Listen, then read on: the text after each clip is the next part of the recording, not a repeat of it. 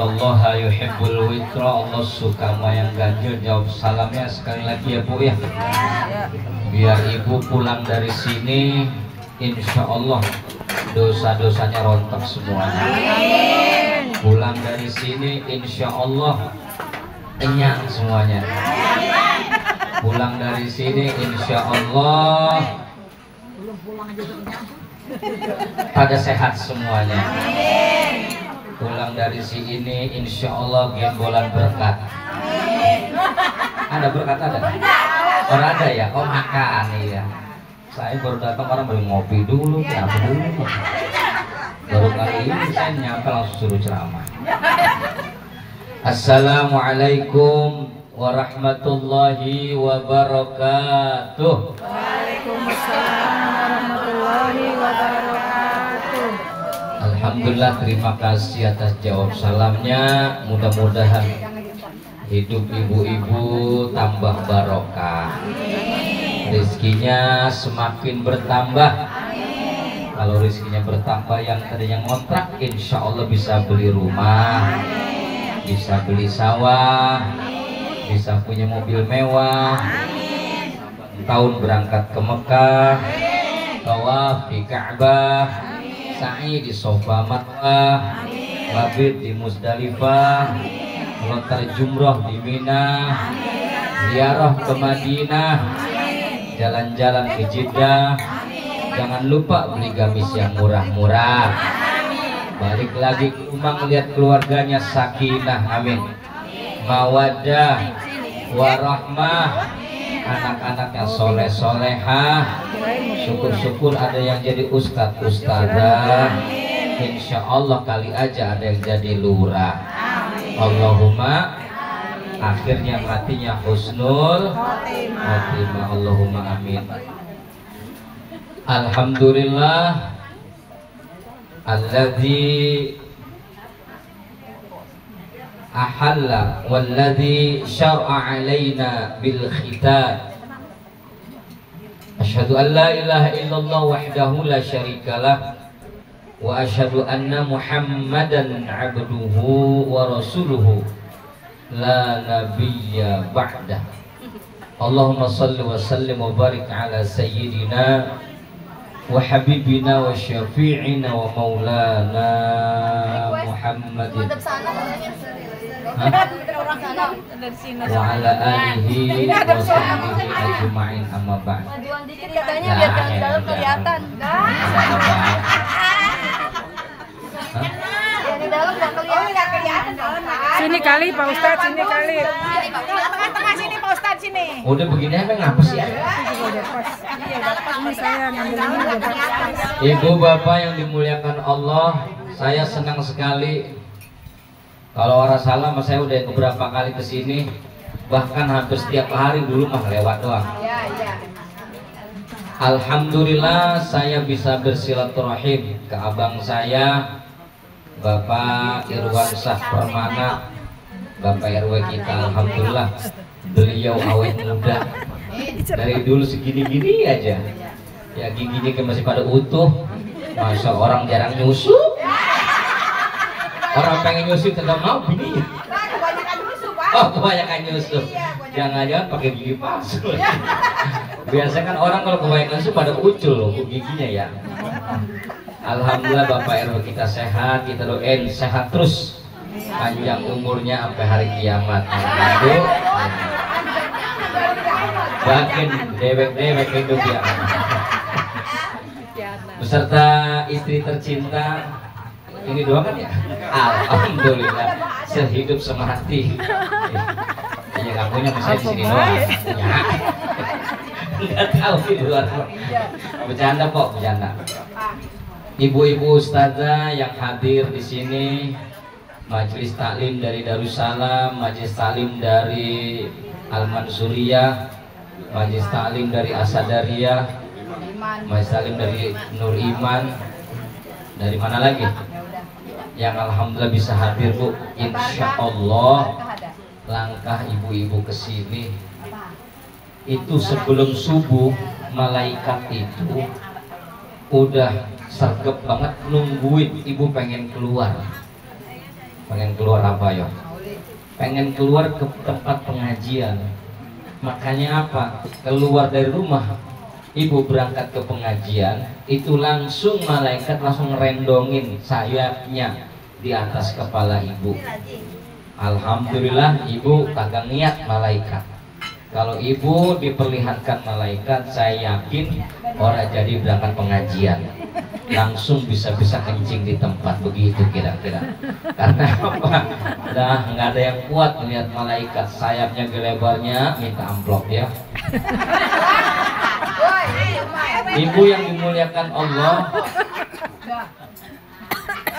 orang yang datang ke tempat pengajian, ketika baginda Rasul Shallallahu Alaihi Wasallam bersabda, "Idza marartum biryadil jannah farta'u."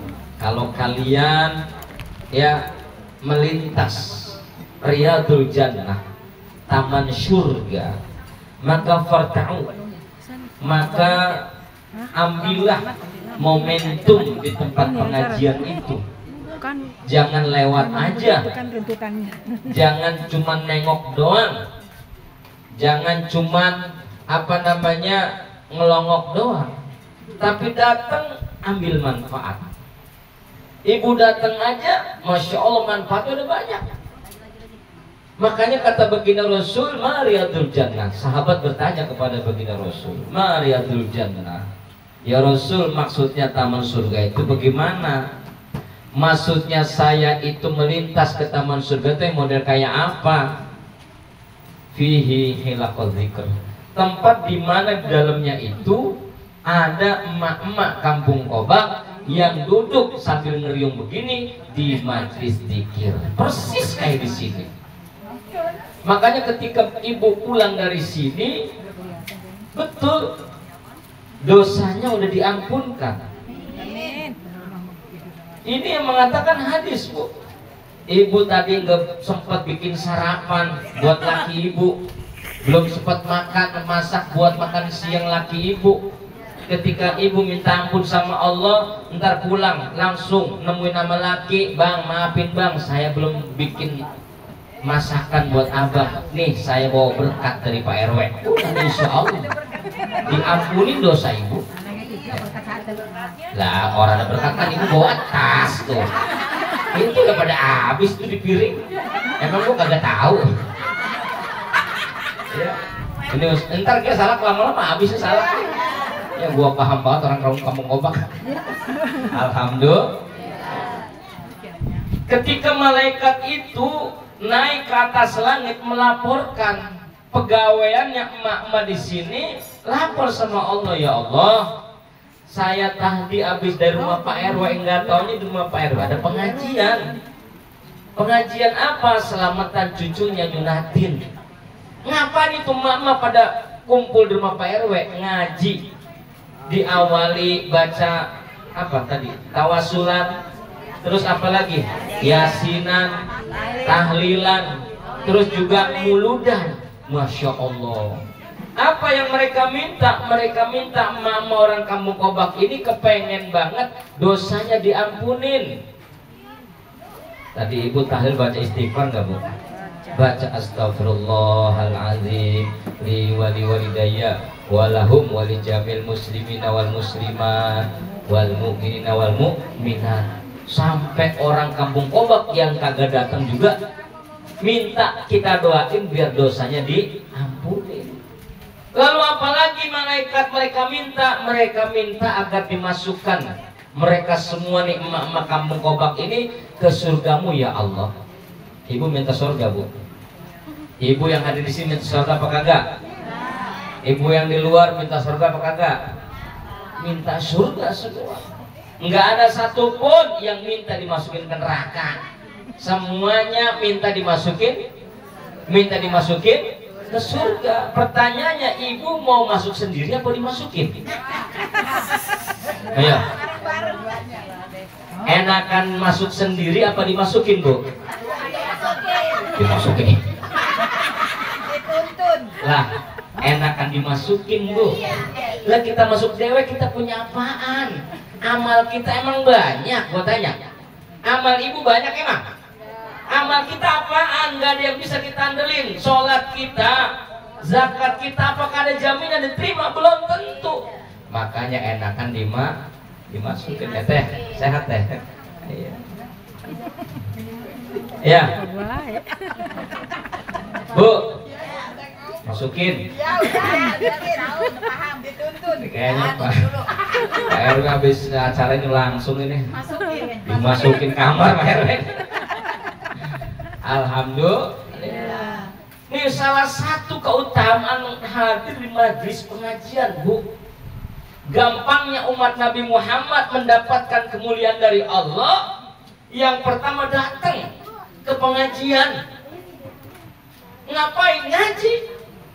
Walaupun ngaji tembang nyender, selonjoran, dengerin orang apa kagak, cuman datang doang udah dapat kemuliaan hadir di majelis ini.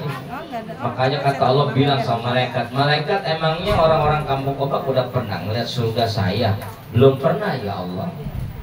Bagaimana kalau seandainya saya perlihatkan? Pasti ini emak-emak yang ada di sini semangat dan makin total ibadahnya kepada Allah. Lalu apa yang mereka minta lagi? Mereka mama orang kampung Kobak minta banget jangan sampai dimasukkan ke dalam nerakamu ya Allah. Emangnya mereka udah pernah ngeliat nerakaku? Belum pernah. Bagaimana kalau mereka saya perlihatkan nerakaku? Pasti mereka emak-emak orang kampung Kobak bakalan ketakutan. Padahal mah neraka itu ini apa? Es buat sama. Kali buat gembolan saya kali. Biasanya kan begitu kalau ustadz datang ya dikopiin, diapain ini orang bisa. Ntar ustadz pulangnya katanya. Emang biasa di sini begitu? Enggak biasa? Biasain atuh. Ibu bapak yang dimuliakan Allah, pengajian kita hari ini kita tasyakur. Keluarga besar Bapak RW Enjah ini cucunya sunatan. Ananda siapa sih namanya? Ini saya Walimatul.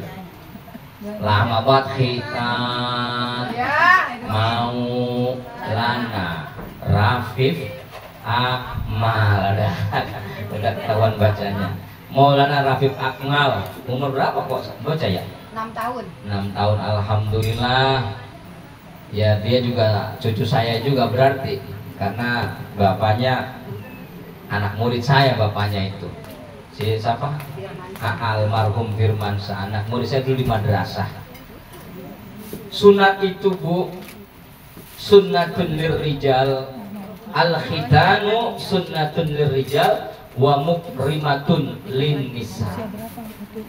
Sunat itu adalah, khitan itu adalah sunnah bagi laki-laki dan merupakan kemuliaan bagi perempuan. Bagi laki-laki namanya khitan. Perempuan ada khitannya enggak? Ada. Ibu pernah ngerasain nggak di khitan? Pernah? Belum. Kalau orang dulu mungkin pernah kali ya. Mungkin pernah ngeliat. Kalau ngerasain mah Lupa. hah? Apa saban malam di khitan kayak malaki ya? Nah, kalau khitan untuk laki-laki dalam konsep fikih itu adalah qat'u jildi al-hasyafah, memotong ujung kulit yang nutupin helm. Apa Bu? Memotong ujung kulit yang nutupin helm. Tuh. Ibu punya helm? Gila punya. Ya, ibu punya helm ora? Ada lah di rumah kan helm ibu ya. Helm helm. Khitan itu buat laki-laki merupakan sunnah wa mukrimatun, dan menjadikan kemuliaan bagi seorang perempuan. Cuman perbedaannya, kalau laki-laki namanya khitan, kalau perempuan namanya khifat. Tuh Bu, baru tahu ibu namanya khifat. Kalau laki-laki namanya khitan. perempuan Hifat. hifat. Yang paling utama perempuan itu pas habis lahir langsung jatuh, langsung dihifat. Apanya? Apa ya kalau nerangin kayaknya ribet juga saya. Ya pusing saya dengernya. Ya anuannya di apa? Diceletak sama apa? Ya sama pisau lah. Biasanya mah prajit tuh yang paling pengalaman. Kalau saya kan nggak paham ya, nggak paham bagaimana cara anuinnya. Saya mah pahamnya hasilnya. Ternyata hikmahnya hifat itu adalah membantu semua kaum wanita untuk bisa mengendalikan yang namanya libidonya. Itu perempuan kalau nggak dihifat, buset, nafsunya kayak orang setanan, bener-bener ya. Maunya saban hari nambah mulu. Lah kan saya baca. Saya baca, lawok kagak dihifat apa udah dihifat yang masih anu bahaya, masih rampang-rampang sama lakinya. Nah sementara khitan yang memang tadinya hukum asalnya sunnah itu menjadi wajib bu bagi laki-laki. Kenapa wajib? Karena ini hubungannya dengan hukum fikih. Maka kata baginda Rasul, bersuci itu atau toharoh itu ada 5 atau fitrah. Fitrahnya manusia itu ada 5. Yang pertama al-khitan. Fitrahnya manusia yang pertama adalah khitan. Yang kedua al-istihdad, yaitu mencukur bulu kemaluan. Ya. Itu merupakan fitrah.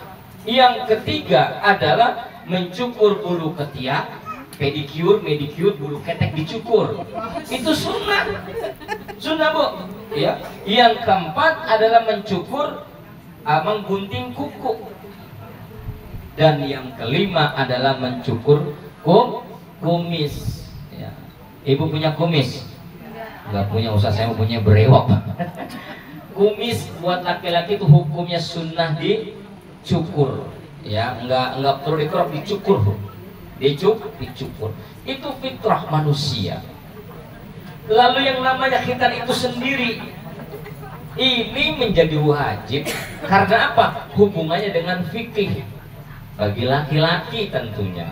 Kenapa kok bisa wajib?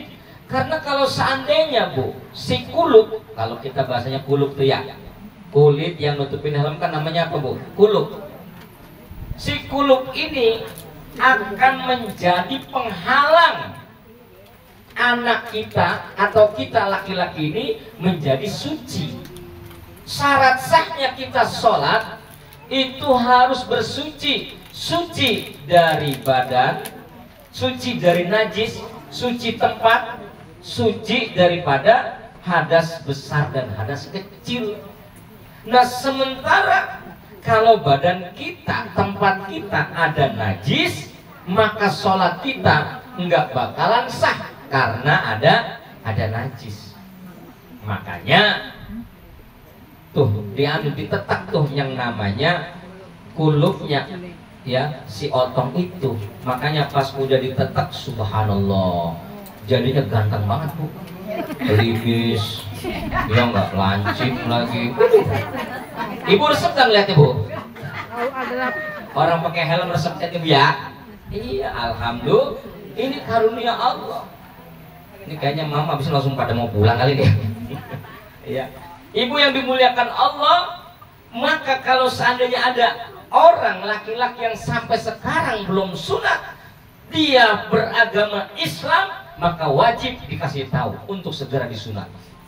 Karena apa? Sholatnya dia nggak sah. Kenapa nggak sah? Masih bawa najis. Kok bisa bawa najis? Karena di kulupnya itu menyimpan sisa-sisa bekas kencingnya. Makanya dulu anak-anak kita karena suka kapuran bu ya, anak-anak yang laki-laki tuh kapuran kencingnya nggak bisa yang keluar apa itu kapur, gara-gara apa itu tadi si bekas kencing itu mengeras, mengkristal ya. Makanya segera ditetak, disunat. Yang kedua, hikmah daripada khitan ini adalah 5 menit lagi, cara orang tua untuk tarbiyatul aulad fil Islam, mendidik seorang anaknya berdasarkan ajaran Islam. Yang kedua inilah yang sangat luar biasa.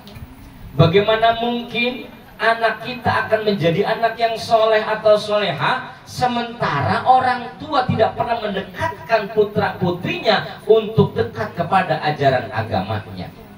Maka yang paling wajib, awwalu ma yuhasabu bihil abdu as-shalah. Orang yang paling pertama dihisab adalah sholat. Bagaimana kita bisa sholat kalau kita nggak diajarin sholat? Bagaimana kita pengen ngajarin sholat kalau kita sendiri nggak bisa sholat? Sama. Kulluman, setiap manusia awwalu kulli insanin, setiap manusia yang paling pertama ketika dia baru lahir atau ketika dia baru mengenal yang namanya akil balik, ma'rifatullah bistiqani, wajib mengenal Allah secara penuh keyakinan. Makanya saat anak kita lahir, Bu, Pak, itu anak kita diadzanin terlebih dahulu kuping kanannya. Kenapa? Karena fungsi indera yang betul-betul berfungsi saat anak kita lahir itu cuma telinga.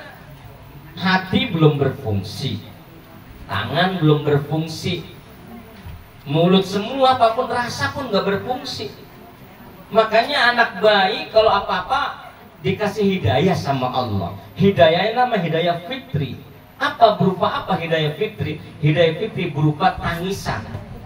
Mau makan nangis, dia nangis, pipis nangis, ya capek nangis, sakit nangis.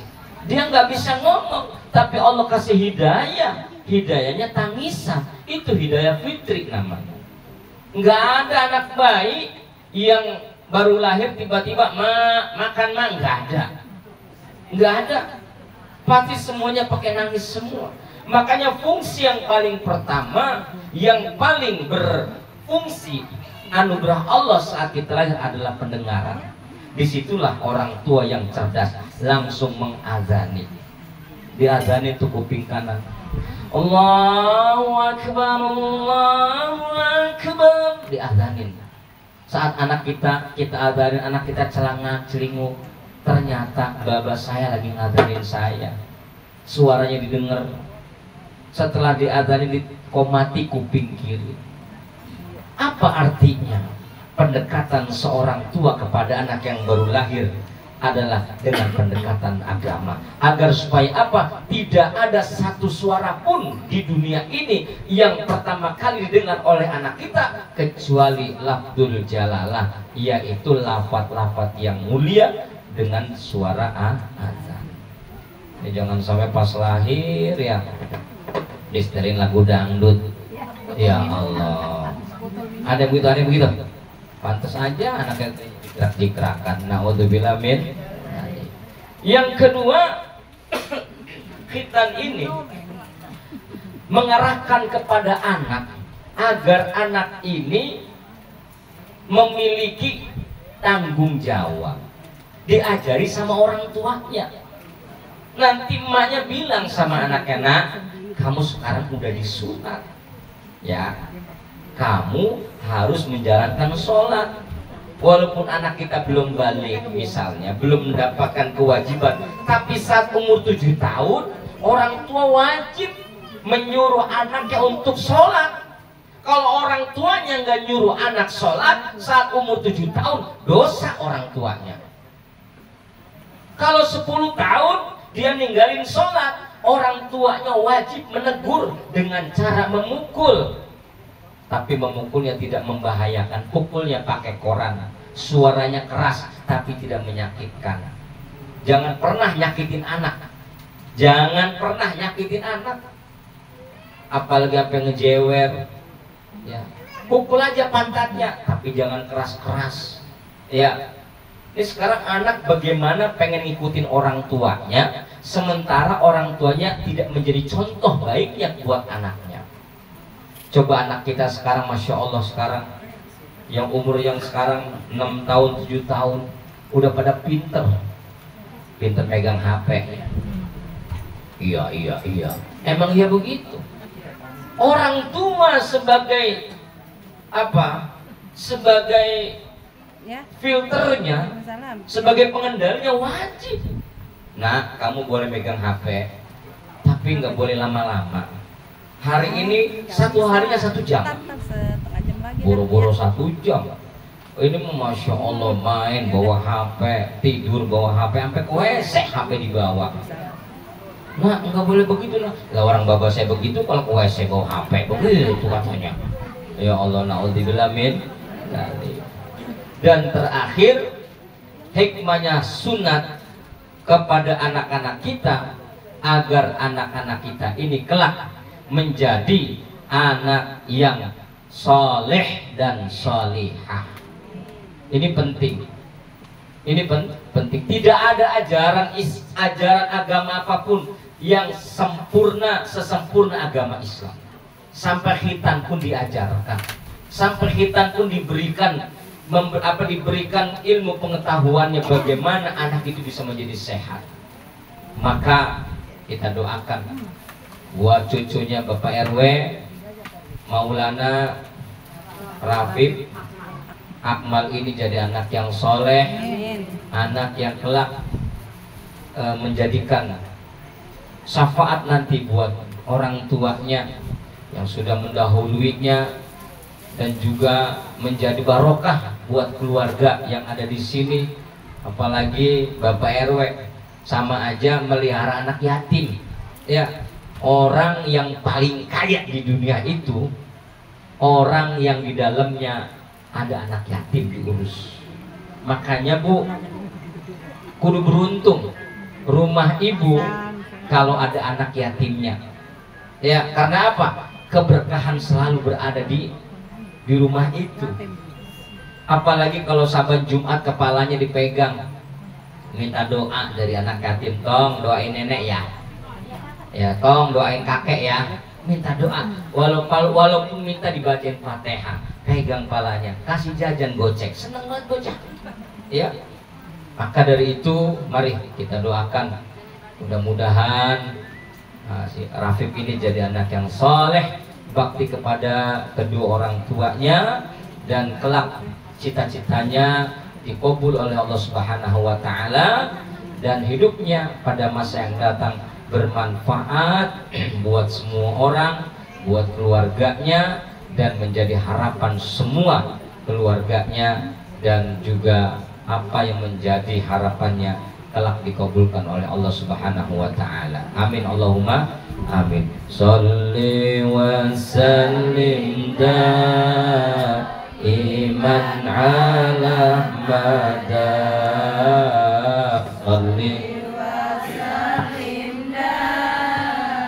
Ibiman ala mada wal ali wal ashabi man qad wahada wal ali wal ashabi man qad wahada. Angkat tangannya. Allahu ya Rabbi, kabulkan doa kami, amin. Ampunkan dosa kami, jauhkan segala godaan, godaan keburukan dan godaan kesesatan. Hindari pula dari sifat-sifat setan. Sholli wa sallim iman ala mada. Sholli wa sallim iman ala mada wal ali wal ashabi man qad wahada wal ali wal ashabi man qad wahada. Allahu ya Rabbi, berkahi berkahi keluarga kami, amin. Anak cucu kami jadikan yang penuh bakti, amin. Halal dapat rizki untuk ke tanah suci, ziarah ke makam Nabi jadi nyata bukan mimpi. Sholli wa sallim daiman ala mada, sholli wa sallim daiman ala mada, wal ali wal ashabi man qad wahada, wal ali wal ashabi man qad wahada. Allahumma rabbana ya Allah taqabbal minna innaka antas samiul alim.